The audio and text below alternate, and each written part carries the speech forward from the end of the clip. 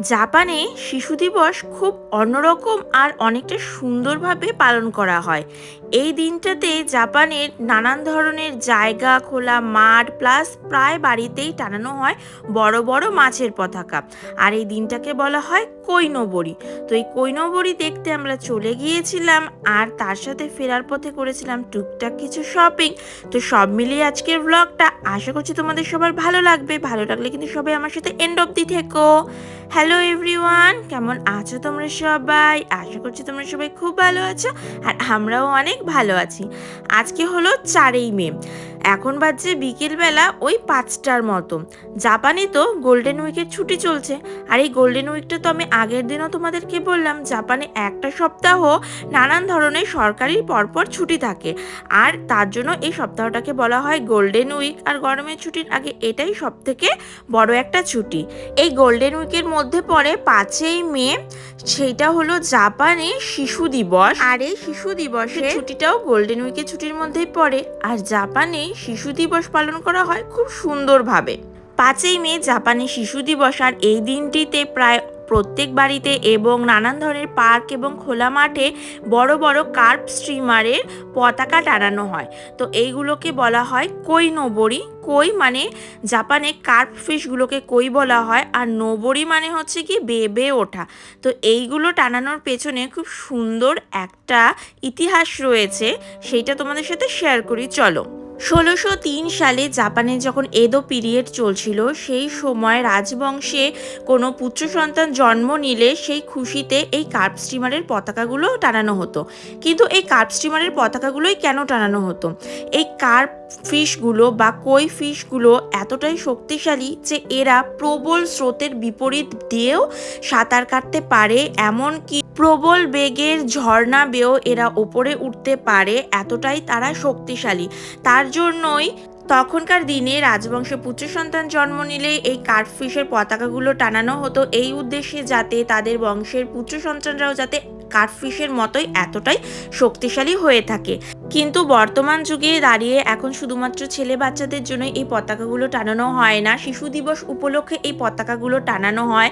ছেলে মেয়ে নির্বিশেষে উভয়েরই খুব ভালো একটা হেলথ এবং ব্রাইট স্ট্রং ফিউচারের জন্যই এই পতাকাগুলো টানানো হয়। এই কই ফিশ বা কার্ভ ফিশগুলো যেরকম স্ট্রং, এইভাবেই যাতে বাচ্চারাও ভবিষ্যৎ প্রজন্মে মেন্টালি ফিজিক্যালি স্ট্রং হতে পারে, তার উদ্দেশ্যেই এই কার্ভ স্টিমার বা কই ফিশের এই ফ্ল্যাগগুলো লাগানো হয়, এবং বাচ্চাদেরকে এই কার্ভ স্টিমারদের সাথে তুলনা করা হয় বা কার্ভ স্টিমারগুলোকে সিম্বলাইজ করা হয়, যাতে বাচ্চারা তাদের মতো করে ভবিষ্যতে খুব হেলদি এবং স্ট্রংভাবে প্রতিষ্ঠিত হতে পারে। আমরা 4ঠা মে গিয়েছিলাম ওই বড় মাঠটাতে কই ফিশের বা কৈনবরির ওই ফ্ল্যাগগুলো দেখতে। যেহেতু 5 তারিখ আমাদের সম্ভব হবে না, তার জন্য আমরা 4 তারিখই দেখতে গিয়েছিলাম। ফেরার পথে দেখলাম এই নদীর কাছে যাওয়ার জন্য বেশ সুন্দর একটা রাস্তা রয়েছে। যেহেতু ওই পার্কটা নদীর খুব কাছেই ছিল, তাই এখান থেকে নেমে আমরা বেশ সুন্দর একটু নদীটাও দেখে নিলাম। তারপর চলে এসেছিলাম ফ্রেশেতে শপিং করতে। আমরা না এই এক গাদা শপিং একসাথে করে থাকি না। এক গাদা শপিং একেবারে করে রাখলে কি হয়, পরে আর বাইরে বেরোনোর কোনো অজুহাত থাকে না।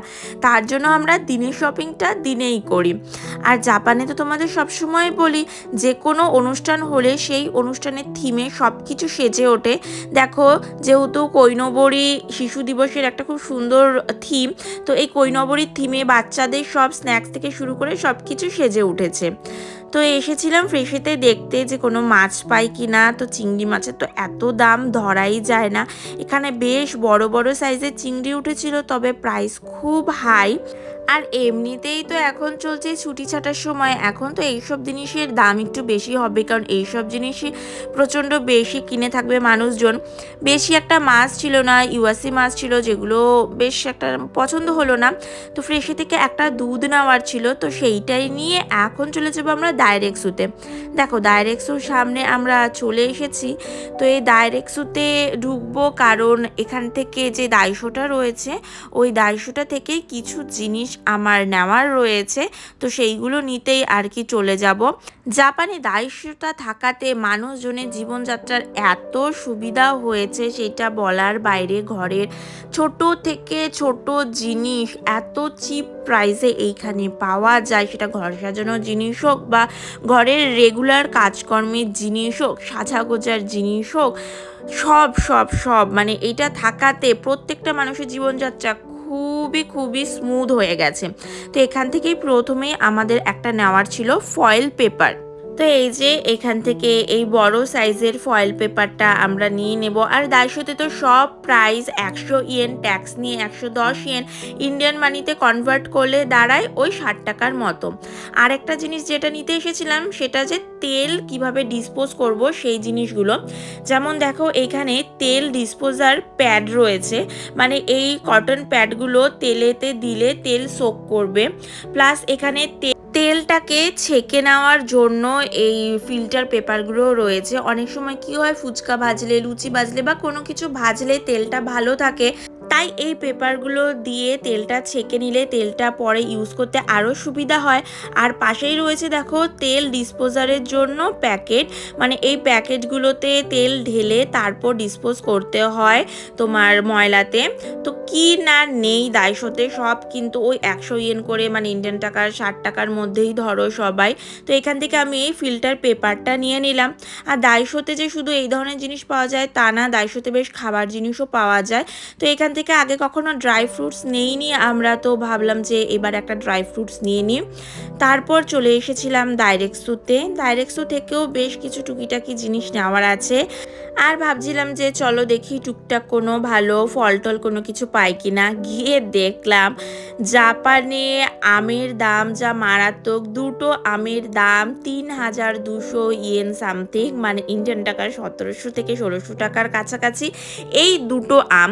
যদিও জাপানের মিয়াজাকি প্রিফেকচারের আম ওয়ার্ল্ড ফেমাস, তো এইগুলো সেই মিয়াজাকি প্রিফেকচারেরই আম, কিন্তু এত দাম দিয়ে জাপানে আম মানে খাওয়া একদমই সম্ভব নয়, মানে কল্পনারও বাইরে আমাদের কাছে। তো কখনোই নেই না, খালি দেখি আর ভাবি যে এই আমের দামও এত হতে পারে, বিদেশ না আসলে বুঝতে পারতাম না। তো তারপর ওখান থেকে নিয়ে নিলাম লেবু। আর তো আমি ডাইরেক্টসু আসলে কতদিন ধরে এই মাছের সেকশন ঘুরেই যাচ্ছি ওই জাপানিজ রুই মাছগুলো নেওয়ার জন্য, কিন্তু ওই যে একবার উঠেছে, মানে কোনো জিনিস আমাদের একবার ভালো লেগে গেলে আর কোনো দিন ওই জিনিস সুপার মার্কেটে গিয়ে পাই না, যেটা এই মাছের ক্ষেত্রেও আমাদের সাথে হচ্ছে। তারপর এই যে অয়েল সোকিং যে পেপারগুলো হয় না, ওই পেপারগুলো একটা নেব। কি হারে যে জাপানে দিন দিন দাম বেড়ে যাচ্ছে। এইগুলো আগে একটা প্যাকেট 4টে করে পিস থাকতো, নিতাম 118 ইয়েনে, সেটা এখন 235 ইয়েন হয়ে গেছে। তারপর চলে এসেছিলাম টিস্যু পেপার নিতে। ঘরে টিস্যু পেপার শেষ। আর এই বক্সগুলো খুব ভালো হয়, মানে একটা বক্স নিলে 1 মাস আমাদের আরামসে চলে যায়। তো প্রতি মাসে একটা করে বক্স আর কি নিতেই হয়, এখান থেকে একটা নিয়ে নিলাম। তারপর অনেক আমার কেন জানি না আজকে চিপস খেতে মন চাচ্ছিল, বেশ ঝাল ঝাল কোনো চিপস খেতে। এখানে যদিও ঝাল চিপস তেমন একটা পাওয়া যায় না, তো ও যেমনটা হয় ও আমাকে বলেছে যে একটা নিতে, কিন্তু আমার ওই যে মন চাচ্ছিল দুটো নিতে, দুটো ভ্যারাইটি, তো নিয়ে নিলাম দুটো চিপস এখানে আমি। তারপর চলে এসেছিলাম একটা আটার প্যাকেট তুলতে। তো এগুলো আটা না, অ্যাকচুয়ালি ময়দাই। তো মাঝে মধ্যে এটা দিয়েই আমরা রুটি করে খাই। তো এখান থেকে একটা প্যাকেট নিয়ে নিলাম। তারপর এখান থেকে নিয়ে নেব একটা জল। তো আজকে ভাবছি এই লেমন টিটা নেব, এই লেমন টিটা ভীষণ ভালো খেতে। আর এখান থেকে ফার্স্টে ও বলছিল যে চলো একটা ডাঙ্গো খাই, তাই ডাঙ্গো তুলেছিলাম। বাট পরে কি মনে হলো, বললো যে না না আর ডাঙ্গো নিতে হবে না, তো ওটা রেখে দিলাম। তারপর এখন আমরা দুজনে মিলে যাচ্ছি বিলিং কাউন্টারের দিকে। বেশ বিলিং কাউন্টারে আজকে লাইন পড়ে গেছে।